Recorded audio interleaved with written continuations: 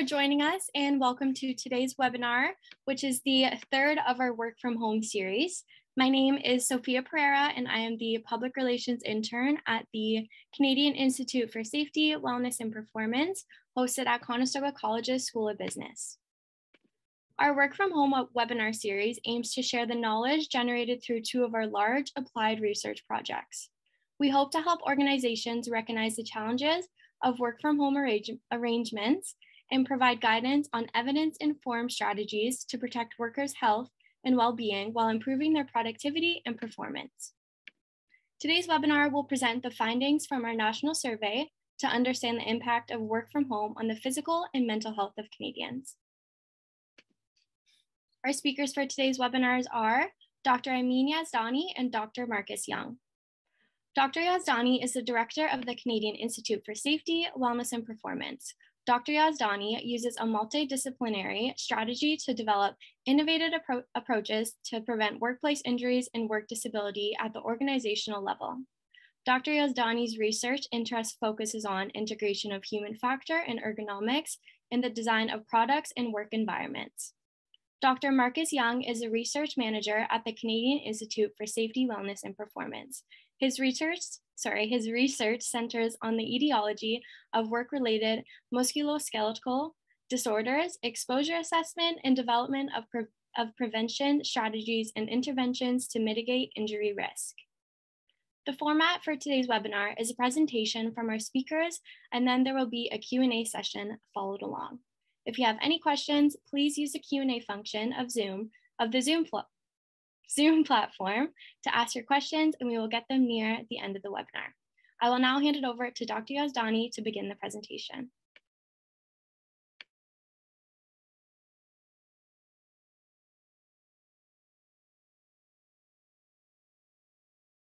All right, so thank you, Sophia. Welcome to today's webinar. We're hoping that in today's webinar, we'll discuss the physical health and pain discomfort of Canadians working from home with evidence from our initial and follow-up national survey. We also hope to provide some recommendations and resources that are available to organizations and that they will help the organizations to ensure efficient and healthy remote workforce. The research that has been conducted to date showcases a host of benefits and challenges with work from home arrangements. I think every one of us will realize that over the course of the past several months, we came to understand the challenges and the benefits of work from home for ourselves as well as individuals. The results of this research looking at the benefit and challenges of work from home arrangements is quite inconsistent. On one hand, we see that work from home increases worker productivity, which has been attributed to taking fewer breaks and less sick days. And also we see people report having greater focus and less distractions at home and increased autonomy in their job and overall greater job satisfaction. Work from home has also been shown to allow workers the flexibility to work around the life commitments and has shown to increase cost saving for both the individual and the organization and can result in less job turnover. I think all of us, we can kind of relate to reduce commute time as a really good indication as the work from home could have a significant benefit for all of us as well. One of the things that we need to also focus is that the research suggests many of the opposite effects are also true. So where work from home can blur lines between work and home life and has been attributed to an inability to unplug. It has been shown to reduce motivation and decrease job satisfaction. It has been shown to reduce productivity as a result of problems with task completion, increased anxiety and greater stress. And organizations may kind of have difficulty establishing work culture and connections among colleagues and the workforce, which can lead to increased absenteeism and perhaps a decreased morale. Despite these inconsistent findings in the literature, the consensus in that the academic community is that generally work from home can have positive effects for both the individual worker and the organization, assuming that the flexibility is managed properly. The setup and home office is appropriate for the industry, and the job duties are the right fit for working outside the office. So this is very important to make sure that the work from home arrangements, into whatever format it is, really fits the organization's mandate, organization's limitations, and capacity issues. Something that we have to really keep in mind is that these benefits and challenges that I described in my previous slide are typically associated with work from home population who were given the choice as to whether to work at home or at the office, which means that those who are working from home are likely doing so because it is something they wanted to do. Those who do not like it will typically return to the office. So there is that voluntary notion of it that is in play.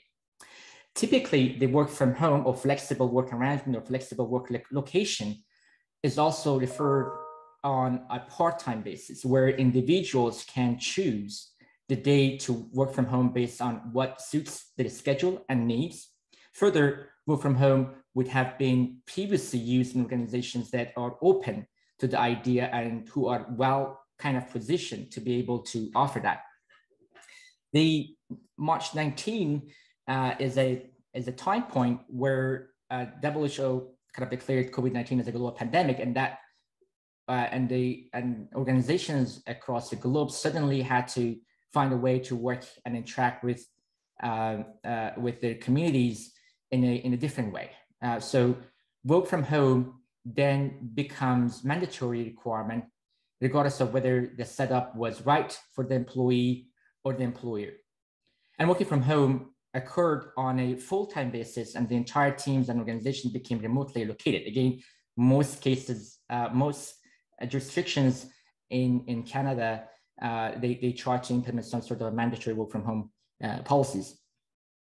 It should not be ignored that the situation surrounding this type of work arrangement can be very different than what has previously been investigated, and that are a number of component factors that needs to be considered that may influence the benefit and challenges of work from home. So what we have kind of came to realize is that through many of sorts of information that the work from home is here to stay. And it is anticipated that about 6 million Canadians will over time be transitioned to some form of work from home arrangement. And this arrangement, this work from home arrangement, is becoming a factor that becomes very important for talent acquisition as well. So to put some numbers into perspective about how the work from home situation has changed as a result of COVID-19, we can look into some of the historical numbers. So in Canada, only 4% of the workforce was in work from home arrangement in 2016. During the peak of COVID-19, that number rose to 40%. We can see the similar trend in the US, that you see that jump as well in Australia and in Europe.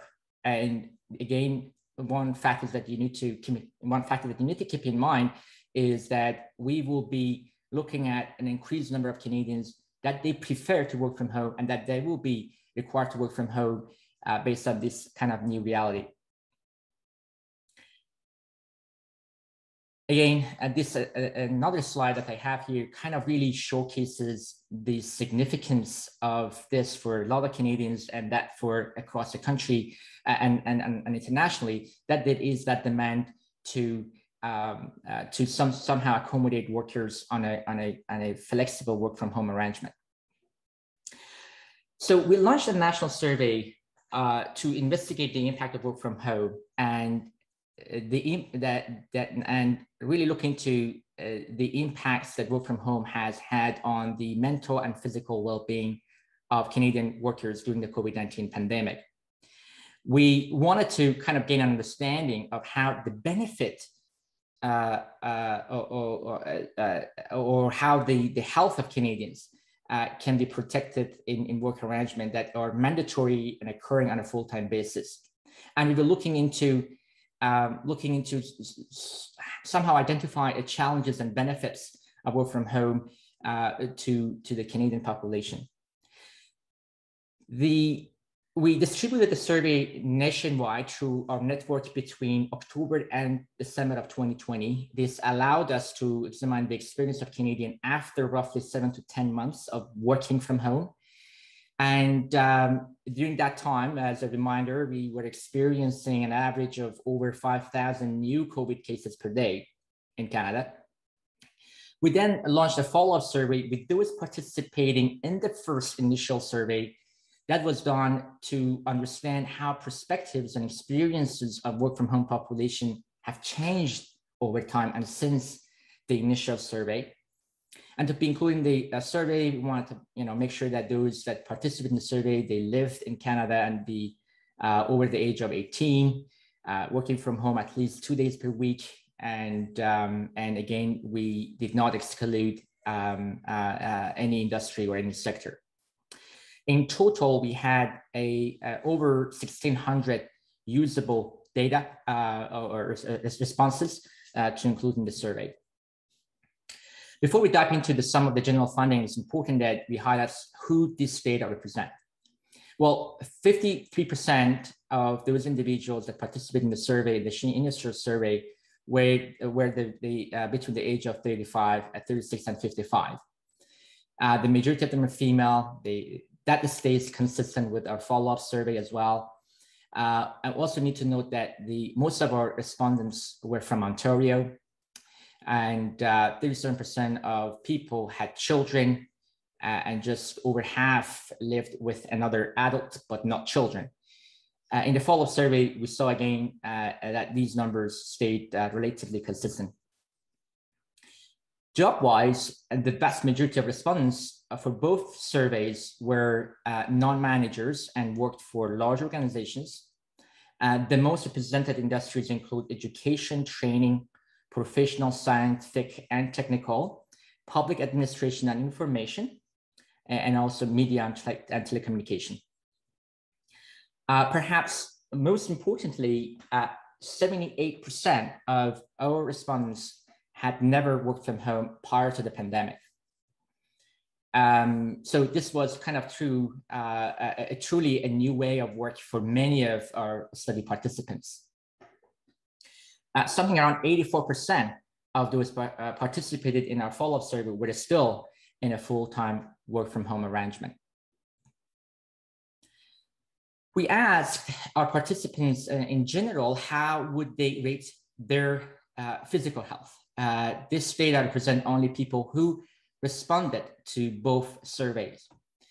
For our own kind of understanding based on the data, we kind of realized that the numbers we had, again, kind of stayed consistent throughout the initial and the follow-up survey. But in general, about 30% of people always or often feel physically exhausted at the end of the working day, and 25% rated that their health as poor or fair, which majority of them were kind of, again, male and over the age of 46. We also asked participants to rate their overall physical health, and we kind of realized that 1/4 of people indicated that their physical health is poor or fair. this question was asked to everyone who completed each survey. Interestingly, as you see in this slide, despite most individuals stating that their physical health was good or better, over 70% of participants for both surveys said that they experienced pain and discomfort at the end of working day, as I again presented earlier. This kind of is represented in the pie graph that you see on the right side of my screen. The result appeared to be in line with research on pain and discomfort associated with most office work research.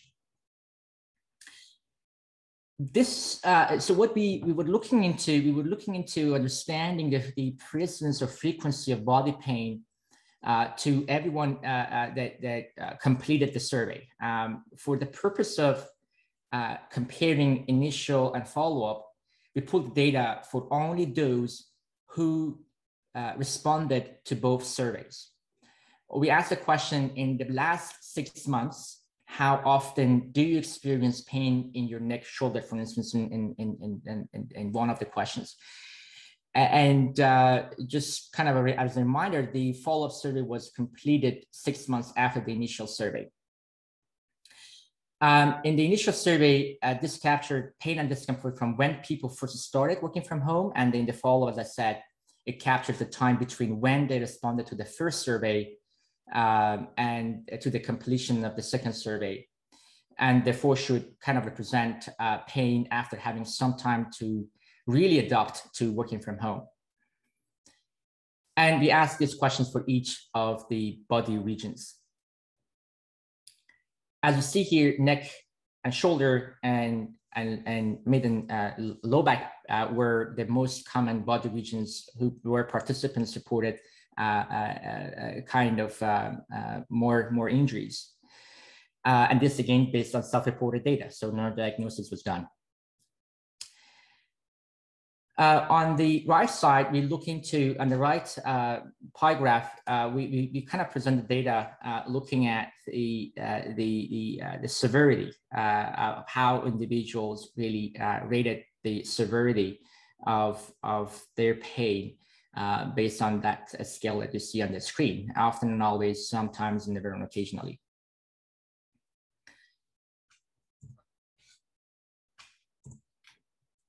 Okay, so we also asked questions about, and again, this kind of slides really talks about the those individuals that they experience some presence of pain. If they indicated never, then the question did not appear. This was done for each of the body segment. And this means that if one person said they experienced pain in the neck and shoulder occasionally, but never felt pain in the mid and lower back, they would only have been asked about the severity of pain in the neck and shoulder. We chose to only display the severity of pain for neck and shoulder because those were in the body segment where the most people indicated they had some level of pain. And you see here again, the results stayed consistent in terms of the severity of the pain. In terms of who is experiencing this pain, our studies find that female reported more frequency and more severe pain than men. Female with caring responsibilities experience the most frequency of pain, and individuals working in education and training sector report more frequent pain than any other industry. And there was no kind of difference across ages or living arrangements or role. That again, that was kind of appeared in our data. A few other general findings which may provide some insight into why such a high percentage of our respondents were experiencing pain, or at least get the conversation going about how this could be addressed, are presented in this slide. People who spend 80% of their working days in a sitting posture. The remainder of this time is split between standing and walking. Despite sitting for so many hours, over 30% of people are not using an adjustable chair at home, and that nearly 20% of people do not have dedicated workspace. So they kind of really choose where is more convenient for them, and they start kind of working there during the day, and they may actually change that workstation multiple times during the day. They just again, as I said, kind of look into an area that could be even appropriate for their situation. We saw a bit of improvement when in the initial survey, 40% of our respondents felt that their workstations was less comfortable than the workstation in the office. That compared to 38% in the follow-up survey. Most of the people were provided laptop or desktop from their employers. However, the majority were not provided other hardware necessary for proper workstation setups, such as a separate screen or keyboard or a computer mouse. And 64% of respondents said that they were not provided the proper workstation setup training by their employers. And that's significant. And that perhaps could be something that many organizations need to put in place immediately. Again, these statistics did not change between the initial and follow-up survey. When I mean change, a meaningful change. So again, we have the work from home population that they are somehow in pain. What can we do? I think you have seen that the speculation that word of work is changing, and what does this mean really? What is changing? Is there a new thing about work from home that we did not know? Why should organizations start thinking proactively? What do they need to do, and what employees need to do? The answer is not simple. Again, work from home and everything around work from home arrangement is complex. And we have to make sure to recognize that there is no one solution fit all type of scenarios here. If you are in the education sector, your approach might be different than those in technology, and your resources are not even comparable. So you need to really think about what approach you want to take that is appropriate for the culture of organization and the resources you have at your disposal. So what we need to keep in mind about work from home arrangement is that post-pandemic, we're not really talking about mandatory work from home, and we are again transitioning to a more flexible work arrangement. But first, let's get this right. Again, the flexible work arrangement is very broad term, and organizations may implement this in many different ways. In some organizations, they may kind of require employees to be at the office on certain days. It ranges from flexible hours to flexible location and even flexible workload when it comes to jobs that you have multiple individuals doing kind of parts of a task. It is highly recommended as a mean to accommodate workers and has shown to be very effective in boosting organizational and personal productivity and performance, yet protecting the health, safety, and well-being of workers if the work from home arrangement is implemented correctly. It is suggested that, again, worker-centric approach is utilized and workers participate in decision-making process and accommodation process. This is very crucial. Organizations also encouraged to think about the psychosocial aspect of work from home, as you care about the psychosocial aspect of work. If your worker were actually working from their offices, the physical offices within your physical parameter of the organization. The focus has to be on the workspace and how you improve the workspace. Any location, based on the CSA's definition of workspace, any location where a person's work is performed, including a traditional office space and non-traditional office, including home office, vehicle, or temporary location, as well as the furniture, accessories, equipment, environmental condition, and psychosocial workplace factors within this location is within the definition of workspace. So again, you should get away from the traditional definition of the office space and treat that as a workspace, and that try to transition to the new world of work, and that we need to admit that there are a lot of complexity when it comes to what organizations can implement to accommodate those that they work from home. What we can do to support our work from home population really depends on organizations' goals and strategies and health and safety management system in place, but also the resources that the organization might have at this disposal. But in terms of the ergonomics and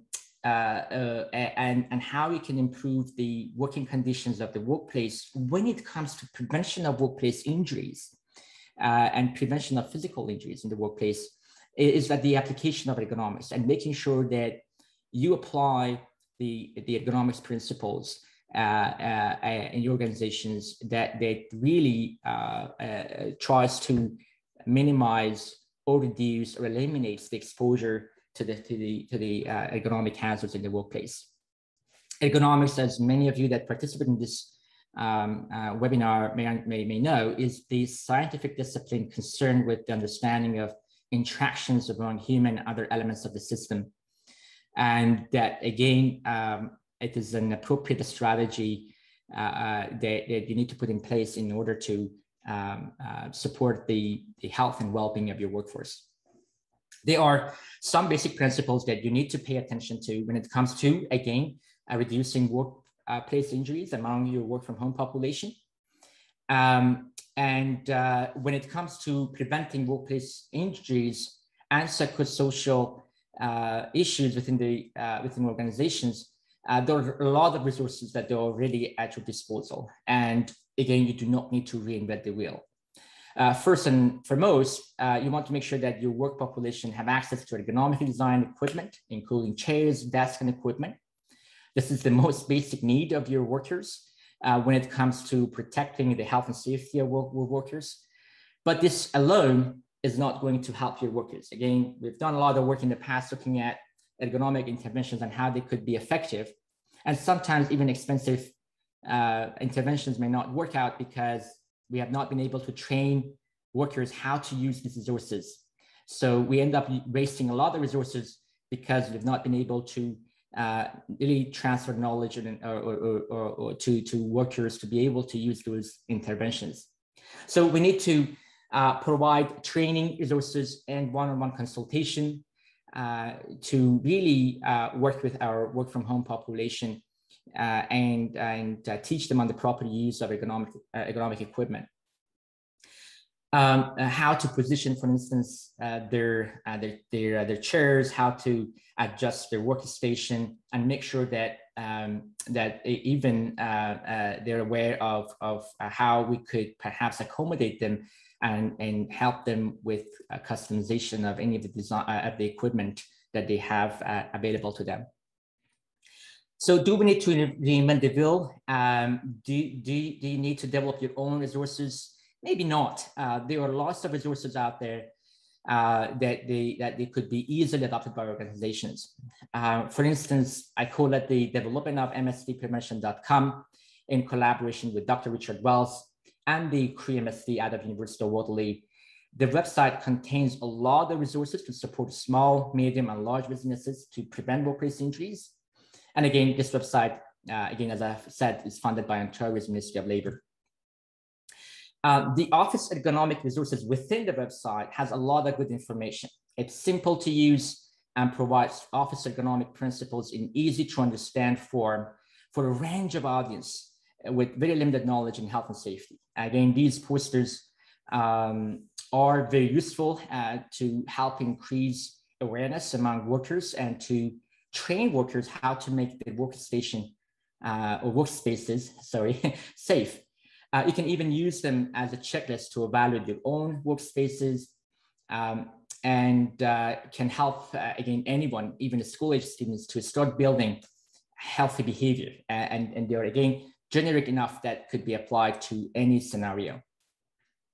Again, these are some of the examples of these resources that are available through this website. And again, very graphical. It has some implementation tips that could be easily implemented by workers. In addition, as you saw in my previous slides, work from home population, as I said, spend about 83% of their time in the sitting posture. So in addition to what I presented, the Korean MSP resources on sit-stand workstations are kind of available, and they provide evidence-informed best practices that can really help our remote workforce understand the importance of avoiding prolonged posture. So these resources provide necessary training on evidence-informed recommendations about the ratio between sitting and a standing posture, and also highlights best practices in building healthy behavior. Again, great resources for those that are interested in stand workstations. There are, of course, other excellent resources out there by Workplace Safety and Prevention Services, the Occupational Health and Safety, Occupational Health Clinic for Ontario workers, CSA's Standard on Office Ergonomics. All of these resources are all available for free and can be again adopted to serve the need of organizations across Ontario and Canada, and even globally. And again, these are open access, free resources available to everyone. So what I did was I just presented a snapshot of what organizations can do in preventing workplace injuries among their work from home workforce. Our analysis of the data is still underway. We're doing a lot of stuff with the data. So we're hoping that we'll be releasing our final research report very soon with some of the statistical analysis that we did on our data. Now, I just would like to hand it over to Marcus to dive deep into some of the ergonomic consideration and further describe what kind of other strategies organizations may use, and even advance our understanding of some of these ergonomic considerations. Marcus, hand over to you. Great, thanks, Min. So just to reiterate, in our earlier slide, we did mention that 30% of surveyed Canadians did not use adjustable chairs. And respondents also indicated that 80% of their working day was spent sitting. And of course, we can contrast these statistics with previous research studies on office work, of course, prior to the pandemic, which have reported that office workers sit about 5.5 hours in long continuous bouts. In our previous webinar, we started to discuss emerging ergonomic paradigms that have changed the way we think about improving the quote unquote ergonomics of our work and work environment. And these paradigms also address monotonous sedentary work. One of these emerging ideas is the argument that current ergonomic perspectives have not effectively addressed the main challenges for occupational health and working life. This is the case with our previous focus on reducing excessive physical activity at work. In other words, the less, the better. For decades, we focused on reducing excessive physical activity, but this hasn't necessarily led to a concomitant reduction in health impairments. As sedentary work become more prevalent, reducing physical activity may not be feasible nor sensible when activity is already low. A second ergonomic paradigm that has been challenged by researchers in our field is the introduction of physical exercise. This follows the idea that improving workability prevents the development of health impairments. Examples include organizing exercises or walks during work breaks, by providing a gym at the workplace, or by promoting active commuting between home and work. Although these programs have shown to improve health, including a reduction in musculoskeletal pain and improvements in cardiovascular health, introducing physical exercise during work hours may often result in lost productive time, and these strategies also do not modify the physical demands of the work, and it's also based on individual motivation and therefore might not be sustainable. A new ergonomic paradigm is the Goldilocks principle. This aims to design work to be just right, to provide sufficient stimulus to improve function and recovery, while not being too high to cause pain and fatigue. The general principle is to add diversity and variation to the timeline of exposure, which consists of postures, movements, and forces. These combinations will lead to improved health and capacity rather than the combinations of exposures that lead to injury. Such approaches include how we perform the tasks, such as including sit, stand, and activity permissive workstations, by changing the time pattern of work tasks or the arrangement of the task throughout the day, or by introducing new tasks that deviate from those that are typically performed. Next slide, please. So I'll walk through with you one experimental study where we investigated the effect of introducing mechanical or force variability on the risk of worker injury. This is, I'm going to deliver this as means to provide some proof of principle. As mentioned, adding diversity and variation may be a potential intervention when physical demands and loads are low. Again, such is the case with sanitary office work, highly prevalent in a work from home scenario. It may be a potential remedy to monotony, and it's been hypothesized that increasing variation to the timeline of exposure may reduce physical fatigue. But what we still don't know is the physiological and biomechanical effects of physical variation, although this evidence is emerging. And we also don't know the influence of the quantity of variation. Next slide, please. So why do we want to understand the effect of mechanical exposure variation on physical fatigue? We know that fatigue is linked to both acute and chronic health outcomes and performance effects. Fatigue leads to body discomfort. It may also impair motor control, leading to reduced precision, lower work quality, and changes to muscular load sharing. Fatigue is also linked to reduced force capability. In fact, a traditional definition of fatigue is that fatigue is a decline in force production. As we've shown in the past, fatigue is also linked to system performance and productivity decrements. And in the longer term, fatigue has been hypothesized as a precursor to the development of musculoskeletal disorders, which remains a significant issue both socially and economically in Canada and the United States. Next slide, please. So the purpose of this experimental study was to compare contraction patterns with different types or quantities of variability and assess their relationship to the development of muscle fatigue. Next slide. We recruited 15 university-aged male participants to perform 5 fatiguing conditions involving isometric elbow extensions.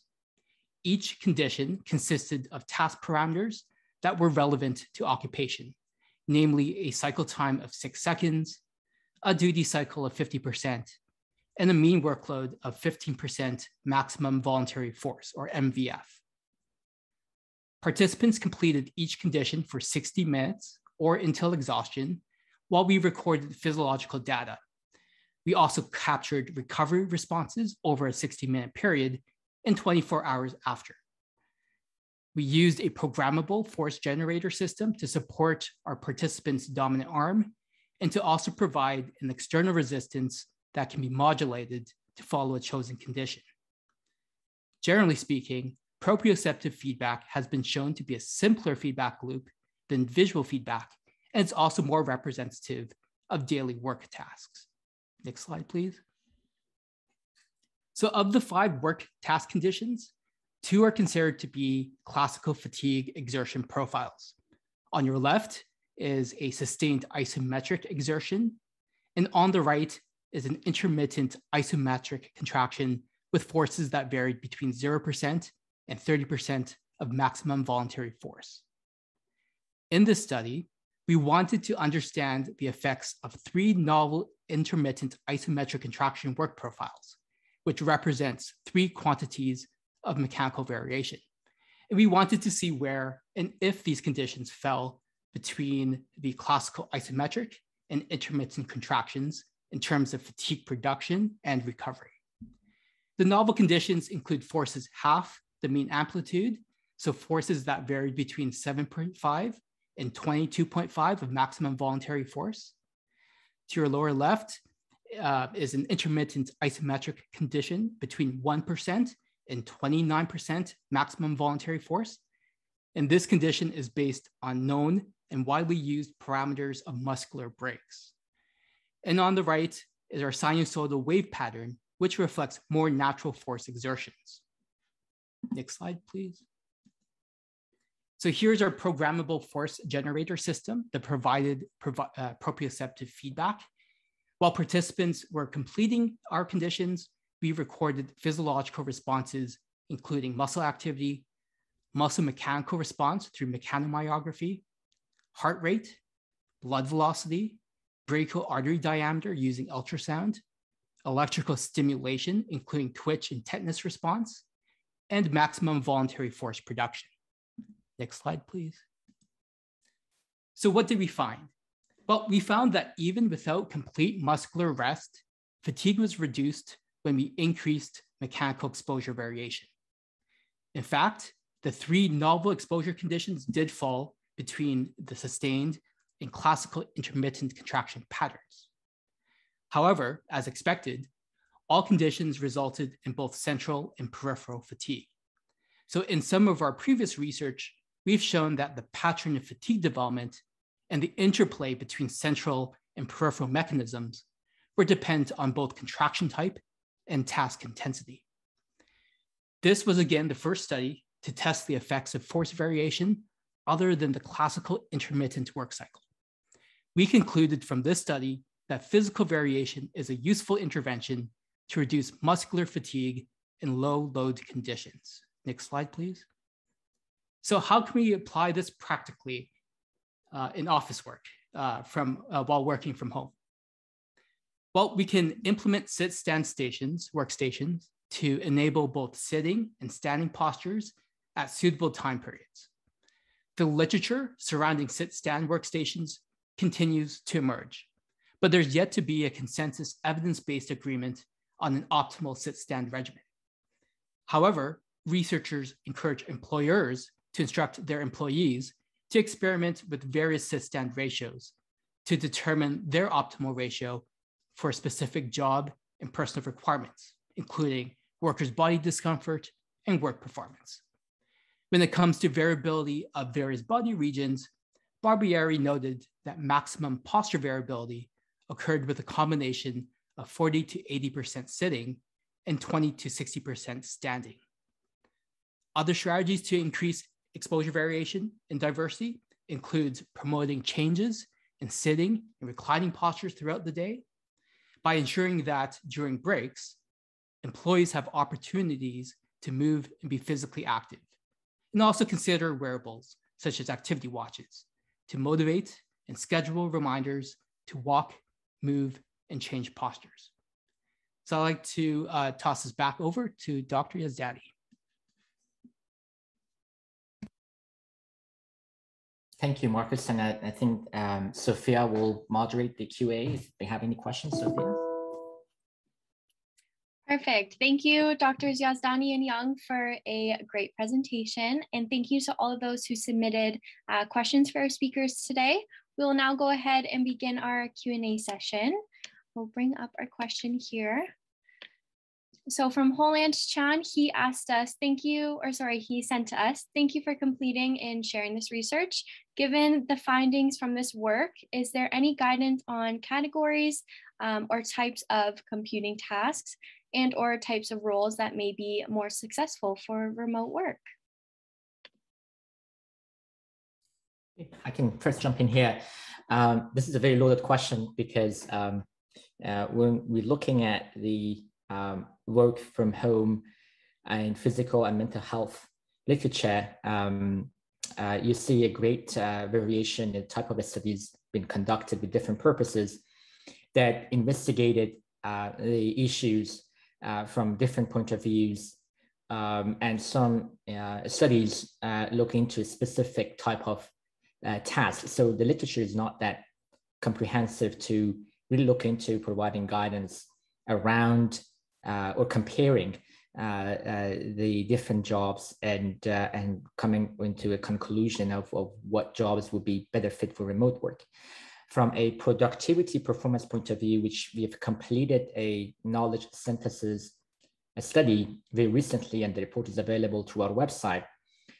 We've kind of, again, realized that the type of the jobs and tasks and occupations that have been investigated for the productivity and performance point of view is, again, very broad, and that creating such a guideline could be a little bit challenging with current literature, with the current knowledge. Definitely a great idea for future expansion of research in this area. Marcus, feel free to jump in if you want to add to it. Yeah, I think there's some research that emerged during the pandemic that looked at what types of jobs are most amenable to work from home scenarios.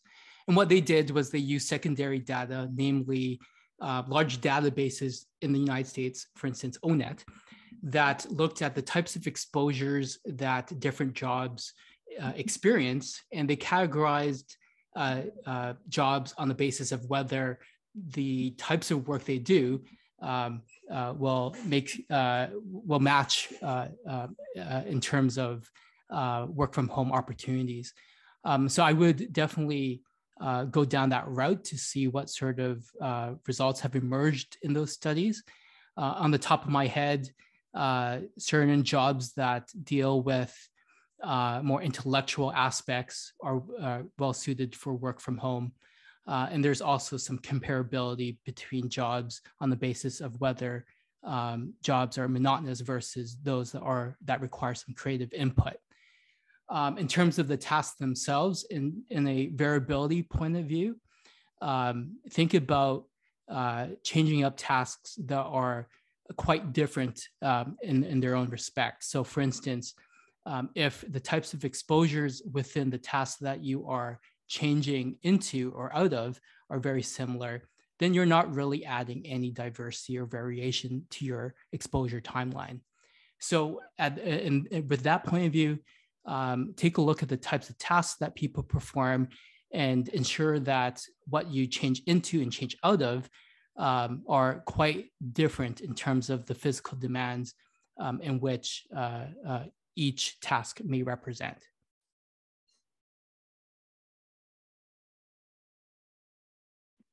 Great.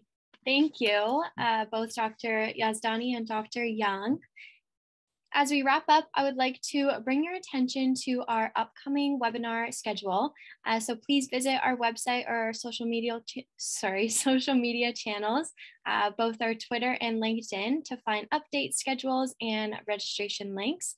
We, of course, hope to see you at our future webinars. If you happen to miss a webinar or can't make it to one, you can always find all of our past webinar recordings on our YouTube channel, which is CISWP. And again, thank you to everyone for taking this time to join us today. We hope to see you at our future webinars of the series, as our researchers will be discussing their findings in more detail. Thank you, and I hope everyone has an amazing rest of your day.